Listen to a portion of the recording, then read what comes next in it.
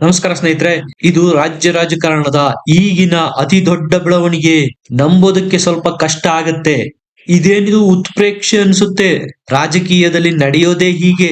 ಬಿಜೆಪಿಯ ವರಿಷ್ಠ ನಾಯಕ ಮೋದಿಯನ್ನೇ ಮೀಟ್ ಮಾಡಿಕೊಂಡು ಬಂದಿದ್ದಾರೆ ಈ ಕಾಂಗ್ರೆಸ್ ಲೀಡರು. ಮೀಟ್ ಮಾಡಿರೋದು ಅಷ್ಟೇ ಅಲ್ಲ, ರಹಸ್ಯ ಮಾತುಕತೆ ಸಹ ನಡೆದಿದೆ. ಮೊದಲೆಲ್ಲ ಬಿಜೆಪಿ ಅವರು ನಾವು ಆಪರೇಷನ್ ಮಾಡ್ತೀವಿ ಅಂತ ಸುಳಿವು ಕೊಡ್ತಾ ಇದ್ರು. ಅಟ್ಲೀಸ್ಟ್ ಈ ಬಾರಿ ಸೈಲೆಂಟ್ ಆಗೇ ಮಾಡಿ ಮುಗಿಸ್ತಾ ಇದ್ದಾರಾ? ಸ್ನೇಹಿತರೆ, ಘಟನಾವಳಿಗಳು ಸುಮ್ಮನೆ ಆಗೋದಿಲ್ಲ. ರಾಜ್ಯ ಕಾಂಗ್ರೆಸ್ನ ಸರ್ಕಾರದ ಅಸ್ತಿತ್ವಕ್ಕೆ ಸಂಬಂಧಪಟ್ಟಂತೆ ಅಮೆರಿಕದಿಂದನೂ ಸಹ ಸುದ್ದಿಗಳು ಬರ್ತಾ ಇದಾವೆ. ಇದು ಟೈಮಿಂಗ್ ನೋಡಿ. ಈಗ ಮೂಡ ಕೇಸು ಮುಖ್ಯಮಂತ್ರಿ ಸಿದ್ದರಾಮಯ್ಯನವರ ಕುತ್ತಿಗೆಗೆ ಸುತ್ತಕೊಂಡಿದೆ. 12ನೇ ತಾರೀಕು ಏನಾಗುತ್ತೋ ಭವಿಷ್ಯ ಹೇಳೋದಿಕ್ಕಾಗಲ್ಲ. ಕಾಂಗ್ರೆಸ್ನಲ್ಲಂತೂ ದಿನಕ್ಕೊಬ್ರು ಅನ್ನುವಂತೆ ಸಿಎಂ ಆಕಾಂಕ್ಷಿಗಳು ಉಟ್ಕೊಳ್ತಾ ಇದ್ದಾರೆ. ಡೆಲ್ಲಿಗೆ ಭೇಟಿ ಕೊಡ್ತಾ ಇದ್ದಾರೆ. ನಾ ಮುಂದು ತಾ ಮುಂದು ಅಂತ ಸಿಎಂ ಹುದ್ದೆ ಮೇಲೆ ಟವಲಾಸ್ತಾ ಇದ್ದಾರೆ. ಕಾಂಗ್ರೆಸ್ನ ಹೈಕಮಾಂಡ್ ಸಿದ್ದರಾಮಯ್ಯನವರನ್ನ ಸುಲಭವಾಗಿ ಇಳಿಸಿ ಬಿಡುತ್ತಾ? ಮೇಲ್ನೋಟಕ್ಕೆ ಅದು ಇಲ್ಲ. ಕಾರಣ, Siddaramaiah tallest leader in the Karnataka Congress. Ahinda ನಾಯಕ, ಅವರ ಮುಖಾನೇ ಕಾಂಗ್ರೆಸ್ನ ಅಸೆಟ್. ಈಗ ಕರ್ನಾಟಕದಲ್ಲಿ ಅತಿ ದೊಡ್ಡ ರಾಜ್ಯದಲ್ಲಿ ಯಾವ್ದಾದ್ರು ಕಾಂಗ್ರೆಸ್ ಅಧಿಕಾರದಲ್ಲಿದ್ರೆ ಅದು ಕರ್ನಾಟಕ ಮಾತ್ರ. ಇದನ್ನೆಲ್ಲ ಗೊತ್ತಾಗೆ ಕಾಂಗ್ರೆಸ್ನ ಈ ಲೀಡರು ನಾನು ಹೀಗೆ ಸುಮ್ಮನೆ ಇದ್ರೆ, ಸೈಲೆಂಟ್ ಆಗಿದ್ರೆ ವರ್ಕೌಟ್ ಆಗೋದಿಲ್ಲ ಅಂತೇಳಿ ಬದಲಿ ದಾರಿನೇನಾದ್ರೂ ತುಳಿದು ಬಿಟ್ರ? ಹೈಕಮಾಂಡ್ ಮೇಲೆ ಭಾರ ಹಾಕಿ ನಂಬಿಕೊಂಡು ಕೂತ್ರೆ ನನಗೆ ಸಿಎಂ ಕುರ್ಚಿ ಅಲ್ಲ, ಈಗಿರೋ ಉಪಮುಖ್ಯಮಂತ್ರಿ ಹುದ್ದೆ, ಕೆಪಿಸಿಸಿ ಅಧ್ಯಕ್ಷ ಸ್ಥಾನನೂ ಹೋದ್ರೂ ಯಾವುದೇ ಆಶ್ಚರ್ಯ ಪಡಬೇಕಾಗಿಲ್ಲ. ಈ ತೀರ್ಮಾನಕ್ಕೇನಾದ್ರೂ ಬಂದು ಬಿಟ್ರ? ಸ್ನೇಹಿತರೆ, ಡಿ ಕೆ ಶಿವಕುಮಾರ್ ಅವರಿಗೆ ಒಂದು ವಿಚಾರ ಅಂತೂ ಮನದಟ್ಟಾಗಿ ಹೋಗಿದೆ. ಹೈಕಮಾಂಡ್ ಯಾವುದೇ ಕಾರಣಕ್ಕೂ ಸಿದ್ದರಾಮಯ್ಯನವರನ್ನ ಇಷ್ಟು ಬೇಗ ಇಳಿಸೋದಿಲ್ಲ ಅಂತ. ನೀವೇ ನೋಡಿ, ಬೇರೆ ಯಾವುದೇ ಪಕ್ಷ ಆಗಿದ್ರು ಅಟ್ಲೀಸ್ಟ್ ಎಚ್ಚರಿಕೆನಾದ್ರೂ ಕೊಡ್ತಾ ಇತ್ತು. ಸಿದ್ದರಾಮಯ್ಯನವರೇ, ಒಂದು ವೇಳೆ FIR ದಾಖಲಾದ್ರೆ ನೀವು ಆ ಸ್ಥಾನದಿಂದ ಇಳಿಯಬೇಕಾಗತ್ತೆ ಅಂತ. ಆದ್ರೆ ಹೈಕಮಾಂಡ್ ಯಾವ ನಿರ್ಧಾರಕ್ಕೆ ಬಂದಿದೆ ಅಂದ್ರೆ, ಕುತ್ತಿಗೆಗೆ ಬರೋವರೆಗೂ ಸಿದ್ದರಾಮಯ್ಯ ಅವರನ್ನ ಟಚ್ ಮಾಡೋದು ಬೇಡ ಅಂತ ಡಿಸೈಡ್ ಮಾಡಿದಂತಿದೆ. ಇದರ ಹಿಂದೆ ಅಹಿಂದ ಮತ ಬ್ಯಾಂಕ್ ನ ಲೆಕ್ಕಾಚಾರ ಇರೋದು ಸಹಜ. ಇದರ ಸುಳಿವು ಸಿಕ್ಕಂತಹ ಡಿ ಕೆ ಶಿವಕುಮಾರ್ ಅವರು ಈಗ ಗೇಮ್ ಪ್ಲಾನ್ ರೆಡಿ ಮಾಡಿದ್ದಾರೆ. ಅದು ಬಿಜೆಪಿ ಜೊತೆಗೆ ಸೇರಿ. ಅದು ಏನು ಅಲ್ಲ, ಡಿ ಕೆ ಶಿವಕುಮಾರ್ ಅವರು ಮಾಡಿರ್ತಕ್ಕಂಥ ಪ್ಲಾನ್ ಬಿ. ಇದುವರೆಗೂ ಸಿಎಂ ಆಗುವುದಕ್ಕೆ ಏನೇನು ಬೇಕೋ ಎಲ್ಲ ಪ್ರಯತ್ನಗಳನ್ನು ಕಾಂಗ್ರೆಸ್ ನಲ್ಲಿ ಮಾಡಿದ್ದಾಯ್ತು. ಅದರ ಫಲ ಇನ್ನು ಸಿಗೋದಿಲ್ಲ ಅಂತ ನಿರ್ಧಾರಕ್ಕೆ ಬಂದಿದ್ದಾರೆ ಡಿ ಕೆ ಶಿವಕುಮಾರ್ ಅವರು. ನೀವೇ ನೋಡಿ, PM ಮೋದಿ ಅವರ ಅಪಾಯಿಂಟ್ಮೆಂಟ್ ಮುಖ್ಯಮಂತ್ರಿಗಳಿಗೆ ಸಿಗೋದು ಕಷ್ಟ, ದುರ್ಲಭ. ಅಂತ ಸಂದರ್ಭದಲ್ಲಿ ಏಕಾಏಕಿ ಡಿ ಕೆ ಶಿವಕುಮಾರ್ ಅವರು ಹೋಗಿ PM ಮೋದಿನ ಮೀಟ್ ಮಾಡಿ ಮಾತನಾಡ್ತಾರೆ ಅಂದ್ರೆ ಏನರ್ಥ? ರಾಹುಲ್ ಗಾಂಧಿ ಅವರು ಈಗ ಅಮೆರಿಕದಲ್ಲಿದ್ದಾರೆ. ಅದೇ ವೇಳೆ ಡಿ ಕೆ ಶಿವಕುಮಾರ್ ಅವರು ಸಹ 10 ದಿನಗಳ ಕಾಲ ಅಮೆರಿಕ ಪ್ರವಾಸದಲ್ಲಿದ್ದಾರೆ. ಇದು ಕಾಕತಾಳೀಯ ಅಂತೀರಾ? ಹಾಗಾದ್ರೆ ಡಿ ಕೆ ಶಿವಕುಮಾರ್ ಮೋದಿ ಭೇಟಿಯಾಗಿದ್ದು ಅದು ಕಾಕತಾಳೀಯವಾ? ಇದು ಈಗ ಅನುಮಾನ ಹುಟ್ಟಿಸ್ತಾ ಇರೋದು. ಡಿ ಕೆ ಶಿವಕುಮಾರ್ ಅವರು ಮೋದಿ ಮೀಟ್ ಮಾಡಿರೋದು ರಹಸ್ಯವಾಗಿ. ಹೈಕಮಾಂಡ್ಗೆ ಆ ವಿಚಾರ ಗೊತ್ತೇ ಇಲ್ಲ. ಅದಕ್ಕೆ ಹೈಕಮಾಂಡ್ ಪರ್ಮಿಷನ್ ಪಡೆದೇ ಇಲ್ಲ ಡಿ ಕೆ ಶಿವಕುಮಾರ್. ಕಡೆಗೂ ಕಾಂಗ್ರೆಸ್ ಹೈಕಮಾಂಡ್ ಅಪಾಯದ ಮುನ್ಸೂಚನೆ ಅರಿತಿದೆ. ಡಿ ಕೆ ಮೋದಿ ಭೇಟಿಯಾಗಿದ್ದು ಯಾಕೆ? ಏನಾದ್ರೂ ರಾಜಕಾರಣಕ್ಕೆ ಸಂಬಂಧಪಟ್ಟ ಚರ್ಚೆ ಆಗಿದೆಯಾ ಅಂತ ತಿಳ್ಕೊಳ್ಳೋದಿಕ್ಕೆ ಈಗ ರಾಜ್ಯ ಕಾಂಗ್ರೆಸ್ನ ಸಂಪರ್ಕ ಮಾಡಿದೆ ಸಹ. ಈಗ ಹೈಕಮಾಂಡ್ ಡಿ ಕೆ ಶಿವಕುಮಾರ್ ಅವರ ವಿರುದ್ಧ ಸಿಟ್ಟಾಗಿದೆ, ಗರಂ ಆಗಿದೆ. ನೀವು ಕೇವಲ ಒಂದು ರಾಜ್ಯದ ಉಪಮುಖ್ಯಮಂತ್ರಿ ಅಥವಾ ಮಂತ್ರಿ ಅಲ್ಲ, ರಾಜ್ಯ ಕಾಂಗ್ರೆಸ್ ಕೆಪಿಸಿಸಿ ಅಧ್ಯಕ್ಷರು ಅನ್ನೋದನ್ನ ನೆನಪಿಟ್ಕೊಳ್ಳಿ ಅನ್ನುವ ಸಂದೇಶ ಸಹ, ಎಚ್ಚರಿಕೆಯ ಸಂದೇಶ ರವಾನೆ ಮಾಡಿದೆ ಹೈಕಮಾಂಡ್. ನೀವು ಕೇಳಿರ್ಬೋದು, ಈ ಹಿಂದೆ ಯಡಿಯೂರಪ್ಪನವರು ಪ್ರತಿಪಕ್ಷದ ನಾಯಕರಾಗಿದ್ದಾಗ ವಿಧಾನಸಭೆಯಲ್ಲಿ ಒಂದು ಮಾತು ಹೇಳಿದ್ರು. ಮುಖ್ಯಮಂತ್ರಿ ಆಗಬೇಕು ಅನ್ನೋ ಕನಸು ಕಂಡಿರೋ ನಿಮ್ಮನ್ನ ಖಳನಾಯಕ ಅನ್ಲ ನಾನು.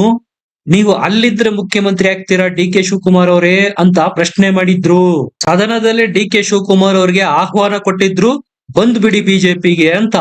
ಬಿಜೆಪಿ ಅವರು ಈಗ ಉದಾಹರಣೆಗಳನ್ನು ಕೊಟ್ಟು ಹೇಳ್ತಾ ಇದ್ದಾರೆ ಡಿ ಕೆ ಶಿವಕುಮಾರ್ ಅವರಿಗೆ, ಅಲ್ಲಿದ್ರೆ ನೀವು ಮುಖ್ಯಮಂತ್ರಿ ಆಗಲ್ಲ, ಬಂದು ಬಿಡಿ ಈ ಕಡೆ ಅಂತ.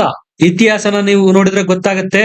ಜಗನ್ ರೆಡ್ಡಿ ಅವರು ಮುಖ್ಯಮಂತ್ರಿ ಆಗಿದ್ದು ಕಾಂಗ್ರೆಸ್ ಬಿಟ್ಟು ಬಂದ ಮೇಲೆ, ಮಮತಾ ಬ್ಯಾನರ್ಜಿ ಅವರು ಸಹ ಮುಖ್ಯಮಂತ್ರಿ ಆಗಿದ್ದು ಕಾಂಗ್ರೆಸ್ ಬಿಟ್ಟು TMC ಪಕ್ಷ ಸ್ಥಾಪನೆ ಮಾಡಿದ ಮೇಲೆ, ಮಹಾರಾಷ್ಟ್ರದಲ್ಲಿ ಶರದ್ ಪವಾರ್ ಸಹ ಮುಖ್ಯಮಂತ್ರಿ ಆಗಿದ್ದು ಕಾಂಗ್ರೆಸ್ ತೊರೆದ ಮೇಲೆ.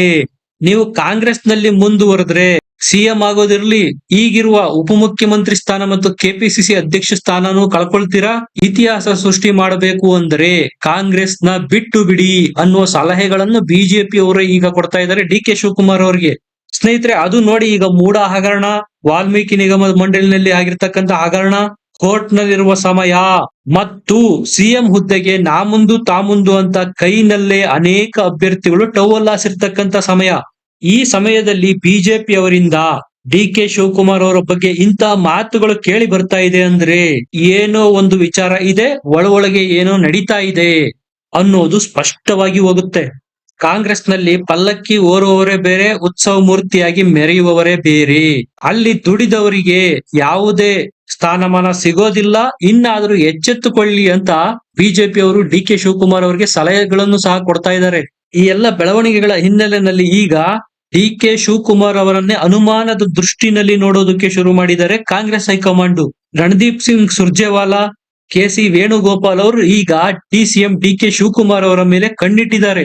ಏನಾದರೂ ಆಗಬಹುದು ನೋಡಿ, ಎಲ್ಲದೂ ಒಂದಕ್ಕೊಂದು ಲಿಂಕ್ ಆಗ್ತಾ ಇದೆ. ಇಲ್ಲಿ ಮೋದಿ ಅವರನ್ನ ಸೀಕ್ರೆಟ್ ಆಗಿ ಮೀಟ್ ಮಾಡಿ ಬಂದಿರೋದು, ಈಗ ಅಮೆರಿಕದಲ್ಲಿ ರಾಹುಲ್ ಗಾಂಧಿ ಮತ್ತು ಡಿ ಕೆ ಶಿವಕುಮಾರ್ ಅವರು ಒಂದೇ ಹೋಟೆಲ್ ನಲ್ಲೇ ತಂಗಿರೋದು, ಮತ್ತು ಬಿಜೆಪಿ ಅವರು ಸಲಹೆಗಳನ್ನು ಕೊಡ್ತಾ ಇದ್ದಾರೆ ಈಗ ಡಿ ಕೆ ಶಿವಕುಮಾರ್ ಅವರಿಗೆ ಇದೇ ಸರಿಯಾದ ಸಮಯ ನಿರ್ಧಾರ ತೆಗೆದುಕೊಳ್ಳೋದಿಕ್ಕೆ ಅಂತ.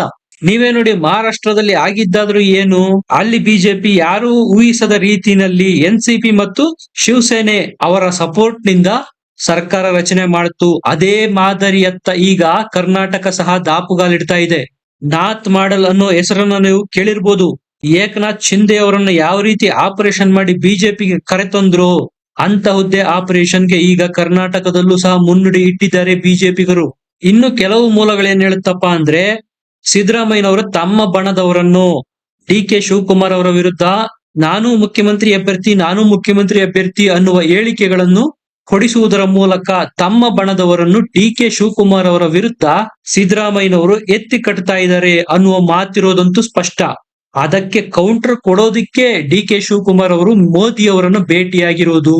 ಯಾಕಂದ್ರೆ ಡೈರೆಕ್ಟ್ ಆಗಿ ಅವರು ನನ್ನನ್ನು ಮುಖ್ಯಮಂತ್ರಿ ಮಾಡಿ ಅಂತ ಕೇಳೋದಿಕ್ಕಾಗೋದಿಲ್ಲ. ಕೆಪಿಸಿಸಿ ಅಧ್ಯಕ್ಷ ಅಂತ ಜವಾಬ್ದಾರಿತ ಸ್ಥಾನದಲ್ಲಿದ್ದಾರೆ. ತಪ್ಪು ಮಾಡಿದಾಗ ಬೇರೆಯವರಿಗೆ ಬುದ್ಧಿ ಹೇಳ್ಬೇಕು. ಅಂತವರೇ ನಾನೇ ಮುಖ್ಯಮಂತ್ರಿ ಅಭ್ಯರ್ಥಿ ಅಂತ ಹೇಳಿಕೊಳ್ಳೋದಾದ್ರೂ ಹೇಗೆ? ಅದಕ್ಕಾಗಿ ಮೋದಿನ ಮೀಟ್ ಆದ್ರೆ ಒಂದ್ ಹ್ಯಾಂಡ್ ಶೇಕ್ ಕೊಟ್ಟು ಬಂದ್ರು ಸಾಕು, ಕಾಂಗ್ರೆಸ್ ನಲ್ಲಿ ತಲ್ಲಣ ಆಗತ್ತೆ. ಅದನ್ನೇ ಈಗ ಡಿ ಕೆ ಶಿವಕುಮಾರ್ ಅವರು ಸಹ ಮಾಡಿರೋದು. ನೀವೇ ನೋಡಿ, ಯಾವಾಗ ಡಿ ಕೆ ಶಿವಕುಮಾರ್ ಅವರು ಮೋದಿ ಅವರನ್ನು ಮೀಟ್ ಮಾಡಿ ಹ್ಯಾಂಡ್ ಶೇಕ್ ಮಾಡಿ ಬಂದ್ರು, ಹೈಕಮಾಂಡ್ ಸಹ ಏನೋ ಅಪಾಯ ಇದೆ ಇಲ್ಲಿ ಅಂತ ಎಚ್ಚೆತ್ತುಕೊಂತು. ಹಾಗಾಗಿ ಅಮೆರಿಕ ಪ್ರವಾಸದಲ್ಲಿ ಈಗ ರಾಹುಲ್ ಗಾಂಧಿ ಅವರಿದ್ದಾರೆ. ಅದೇ ಸಂದರ್ಭದಲ್ಲಿ ಡಿ ಕೆ ಶಿವಕುಮಾರ್ ಅವರು ಸಹ ಹೋಗೋದಿಕ್ಕೆ ಗ್ರೀನ್ ಸಿಗ್ನಲ್ ಸಿಕ್ತು. ಅಷ್ಟೇ ಅಲ್ಲ, ಒಂದೇ ಹೋಟೆಲ್ ನಲ್ಲೇ ತಂಗಿದ್ದಾರೆ, ಭೇಟಿ ಸಹ ಮಾಡಿದ್ದಾರೆ. ಅದರ ಫೋಟೋಸ್ ನ ನೀವು ನೋಡಬಹುದು. ಹೈಕಮಾಂಡ್ ಗೆ ಸ್ಪಷ್ಟನೆಯನ್ನು ಸಹ ಕೊಟ್ಟಿದ್ದಾರೆ. ನಾನು ಯಾಕೆ ಮೋದಿನ ಮೀಟ್ ಮಾಡಿದೆ, ರಾಜ್ಯ ರಾಜಕಾರಣದಲ್ಲಿ ನಡೀತಾ ಇರ್ತಕ್ಕಂಥದ್ದೇನು ಅನ್ನುವುದರ ಬಗ್ಗೆ ಸವಿಸ್ತಾರವಾಗಿ ರಾಹುಲ್ ಗಾಂಧಿ ಅವರಿಗೆ ವಿಸ್ತರಿಸಿದ್ದಾರೆ ಡಿ ಕೆ ಶಿವಕುಮಾರ್ ಅವರು. ಡಿ ಕೆ ಶಿವಕುಮಾರ್ ಅವರು ಅಮೆರಿಕದಲ್ಲಿ ರಾಹುಲ್ ಗಾಂಧಿ ಅವರನ್ನ ಮೀಟ್ ಆಗೋದಕ್ಕೂ ಒಂದು ಕಾರಣ ಇದೆ. ಅಕಸ್ಮಾತ್ ಇಂಡಿಯಾದಲ್ಲಿ ಏನಾದ್ರೂ ಮೀಟ್ ಆಗಿದ್ರೆ ಈಗಾಗ್ಲೇ ಅವರ ಮೇಲೆ ಆರೋಪಗಳಿವೆ. ಮೂಡ ಹಗರಣ ಬಯಲಿಗೆ ಬಂದಿದ್ದೇ ಡಿ ಕೆ ಶಿವಕುಮಾರ್ ಅವರ ಸಹಕಾರದಿಂದ ಅಂತ ಬಿಜೆಪಿಗರೇ ಆರೋಪ ಮಾಡಿದ್ದಾರೆ. ಇನ್ನು ನಾನು ಪದೇ ಪದೇ ಹೈಕಮಾಂಡ್ ನ ಇಲ್ಲಿ ಮೀಟ್ ಆಗೋದ್ರಿಂದ ಸ್ಪಾಟ್ ಲೈಟ್ ಗೆ ಅದು ಬಂದೇ ಬರುತ್ತೆ, ಸಿದ್ದರಾಮಯ್ಯನವರ ಕೆಂಗಣ್ಣಿಗೆ ಗುರಿಯಾಗಬೇಕಾಗತ್ತೆ. ಹಾಗಾಗಿ ಅವರು ಈ ಮೀಟಿಂಗ್ ನ ಅಮೆರಿಕದಲ್ಲಿ ಹಾಕಿದ್ದು. ಸ್ನೇಹಿತರೆ, ಒಂದಂತೂ ಸ್ಪಷ್ಟ, ಸಿದ್ದರಾಮಯ್ಯನವರಿಗೆ ಮೂಡ ಸಂಕಷ್ಟ ಬಿಗಿಯಾದ್ರೆ ಕುರ್ಚಿಯಿಂದ ಇಳಿಯುವ ಸಂದರ್ಭ ಬರಬಹುದು. ಆಗ ನನ್ನನ್ನು ನೀವು ಕನ್ಸಿಡರ್ ಮಾಡ್ಲೇಬೇಕು ಅಂತ ರಾಹುಲ್ ಗಾಂಧಿ ಅವರ ಮುಂದೆ ಮನವಿ ಇಡಬಹುದು ಡಿ ಕೆ ಶಿವಕುಮಾರ್ ಅವರು. ಒಂದು ವೇಳೆ ರಾಹುಲ್ ಗಾಂಧಿ ಅವರು ಏನಾದ್ರೂ ಇದಕ್ಕೆ ನಿರಾಕರಿಸಿದರೆ, ಈಗಾಗಲೇ ಮೋದಿನ ಮೀಟ್ ಮಾಡಿದ್ದೀನಿ, ನನ್ನ ಪ್ಲಾನ್ ಬಿ ಸಹ ರೆಡಿ ಇದೆ ಅನ್ನುವ ಸಂದೇಶನ ಡಿ ಕೆ ಶಿವಕುಮಾರ್ ಅವರು ಕೊಡಬಹುದು. ಇದರ ಬಗ್ಗೆ ನಿಮ್ಗೇನ್ ಅನ್ಸುತ್ತೆ? ಅನಿಸಿಕೆ ಅಭಿಪ್ರಾಯಗಳನ್ನು ಕಮೆಂಟ್ ಮಾಡಿ ತಿಳಿಸಿ. ಲೈಕ್ ಮಾಡಿ, ಶೇರ್ ಮಾಡಿ, ನಮ್ಮ ಚಾನೆಲ್ ನ ಸಬ್ಸ್ಕ್ರೈಬ್ ಮಾಡಿ. ಮತ್ತೆ ಸಿಗೋಣ. ನಮಸ್ಕಾರ.